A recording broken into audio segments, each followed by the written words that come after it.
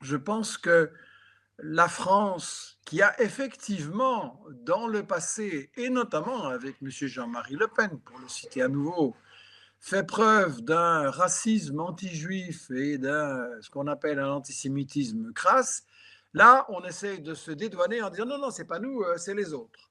Donc, pour moi, c'est une provocation parce que vous savez comme moi qu'il y a des juifs et de plus en plus qui critiquent Israël, qui critiquent le sionisme, qui critiquent le colonialisme et qui plaident pour avoir de bonnes relations avec les musulmans, les chrétiens et tout le monde. Vous savez comme moi que ce qui se passe maintenant en Syrie, c'est justement la, la preuve de cette opération épouvantable des États-Unis et de la France qui les suit tout le temps comme un petit chien, de cette opération d'extrémisme religieux, de fanatisme. Mais comment ose-t-il accuser les Algériens et d'autres, hein, bienvenue au club, d'être anti-juifs, alors que eux, ils ont amené au pouvoir en Syrie, après les avoir soutenus pendant des années, les pires fanatiques qui se réclament de l'islam, mais ça n'a rien à voir avec l'islam, qui sont maintenant en train de massacrer des musulmans alaouites parce qu'ils ne sont pas, soi-disant, de la bonne orientation, des chrétiens, eux sont en train de commettre des crimes épouvantables et disent non, non, non, non, c'est l'Algérie. Donc ça, c'est des choses que nous devons tous ensemble démonter, démasquer au niveau des citoyens. Et je pense que la question n'est pas tellement comment on analyse ça. Je pense que c'est clair. Je pense pour vos auditeurs aussi.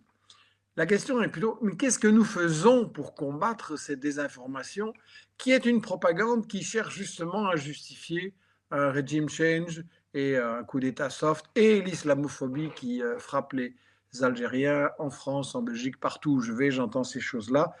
Et donc, on doit être capable de montrer qui, au Moyen-Orient, emploie Israël, l'État le plus raciste au monde, emploie ces extrémistes d'Al-Qaïda et Daesh qui sont en train de confirmer leur caractère criminel, et on doit renforcer un mouvement général contre la politique occidentale au Moyen-Orient. Parce que, j'insiste, ce n'est pas les sionistes qui font ça tout seuls, hein, ce n'est pas Netanyahou tout seul. Netanyahou, si Washington, Paris et Bruxelles cessent de leur envoyer des armes, dans les 5 minutes, il doit négocier. Donc, les vrais responsables du martyre de Gaza, de Cisjordanie, du Liban, ils sont à Washington, ils sont à Paris, ce sont les copains de M. Macron. Ça, c'est quelque chose qui doit être dit clairement. Et donc, là, avec les gens qui nous écoutent, ne soyons pas ici pour pleurer en disant ah là là, c'est terrible. Soyons ici plutôt pour réfléchir comment on va persuader des gens autour de nous qui hésitent, qui ne voient pas clair, ce qui est normal puisqu'ils sont entourés de médias qui obéissent à Macron en fait. Et donc je crois que voilà, Investigation a publié les livres que j'ai mentionnés, on en publie d'autres, notamment Israël, les 100 pires citations, qui servent justement à montrer que les présidents, les fondateurs, les stratèges d'Israël, dans toutes les époques, ont eu un programme génocidaire, un programme d'expulser la population ou de la détruire et de cacher tout ça. C'est dans leur déclaration. Donc voilà, moi je suis là ici et nous sommes là ici avec Investi Action pour aider les gens à faire la démonstration au quotidien. J'insiste, la chose qui est importante, ce n'est pas la conversation entre vous et moi, c'est la conversation, c'est les conversations que les gens qui nous écoutent vont avoir aujourd'hui, ce soir, demain, dans la semaine sur ces questions-là, de décider, voilà, je vais sortir de ma zone de confort, je ne vais pas parler seulement aux gens avec qui je suis habitué, je vais prendre des risques et je vais en parler aux gens qui croient à toute cette propagande et qui se font manipuler.